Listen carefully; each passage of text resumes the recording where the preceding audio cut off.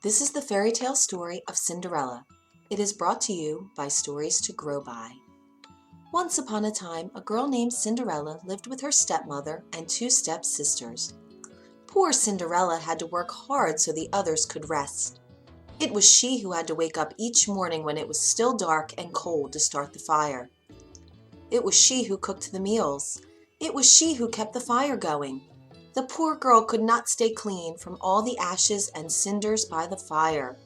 "What a mess!" her two stepsisters laughed, and that is why they called her Cinderella. One day, big news came to town. The king and queen were going to have a ball.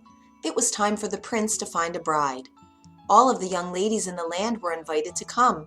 They were wild with joy. They would wear their most beautiful gown and fix their hair extra nice. Maybe the prince would like them.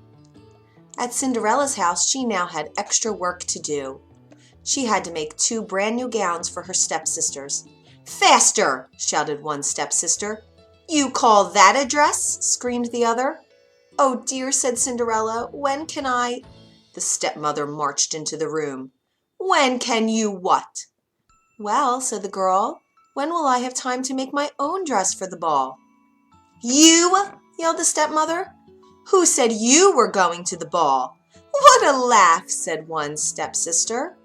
"Such a mess!" They pointed at Cinderella. All of them laughed. Cinderella said to herself, "Maybe they see a mess when they look at me, but if I could, I would go to the ball."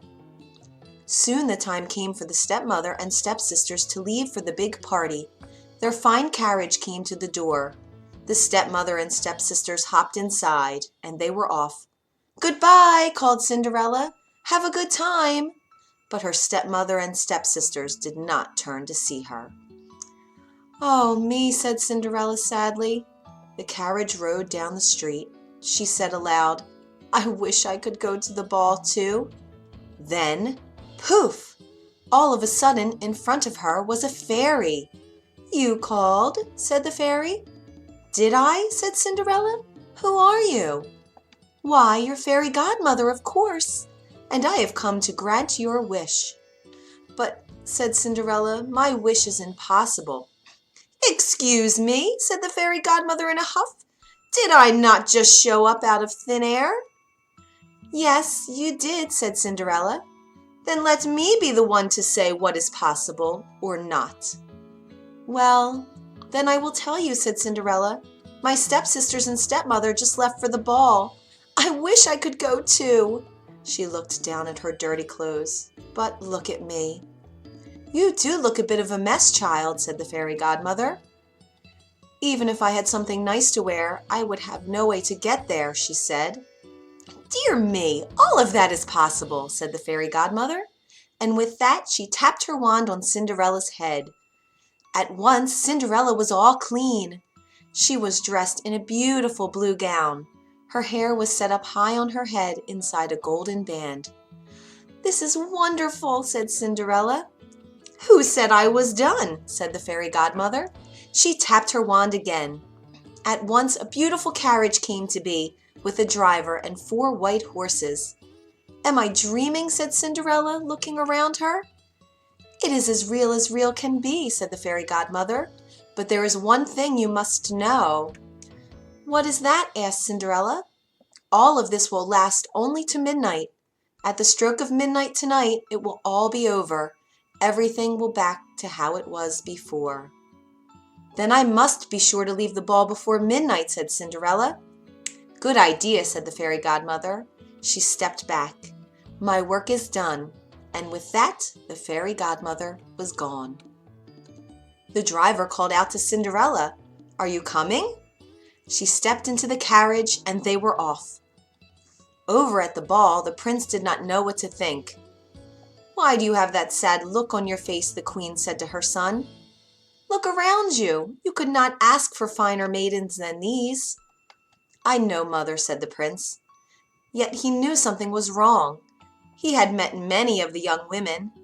Yet after he had said hello, one by one, he could find nothing more to say. Someone pointed to the front door. "Look! Who is that?" All heads turned. Who was that lovely maiden stepping down the stairs? She held her head tall and looked as if she'd belonged, but no one knew her. There is something about her, said the prince to himself. I will ask her to dance, and he walked over to Cinderella. Have we met? Said the prince. I am pleased to meet you now, said Cinderella with a bow. I feel as if I know you, said the prince, but of course that is impossible. Many things are possible, said Cinderella, if you wish it to be true. The prince felt a leap in his heart. He and Cinderella danced. When the song was over, they danced again, and then they danced again and yet again. Soon the other maidens at the ball grew jealous.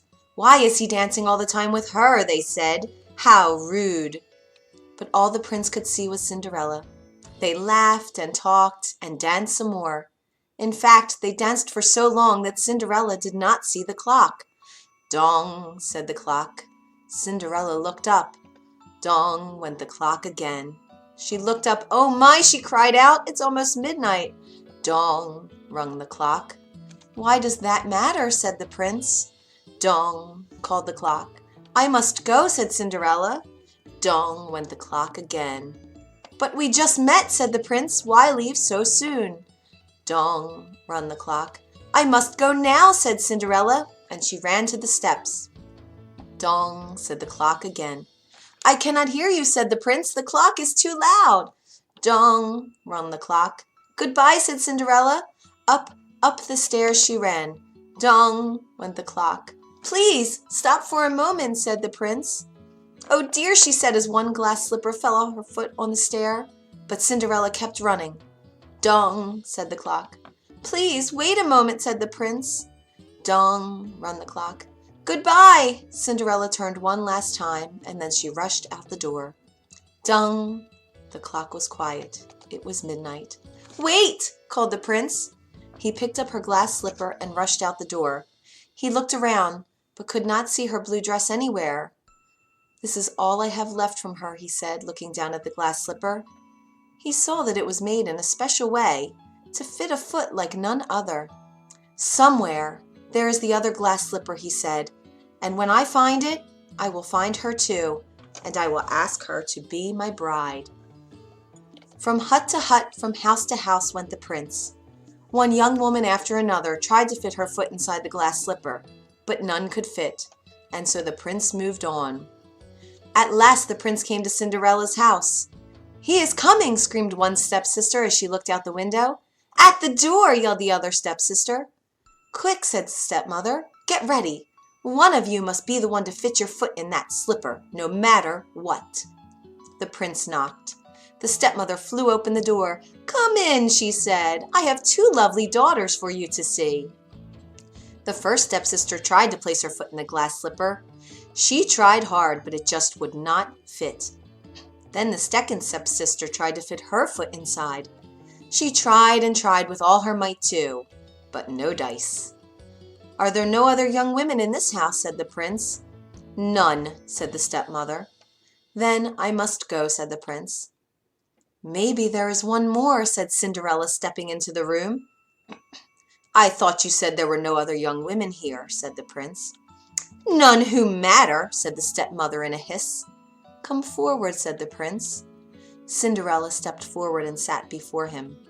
The prince got down on one knee and tried the glass slipper on her foot. It fit perfectly. Then, from her pocket, Cinderella took out something.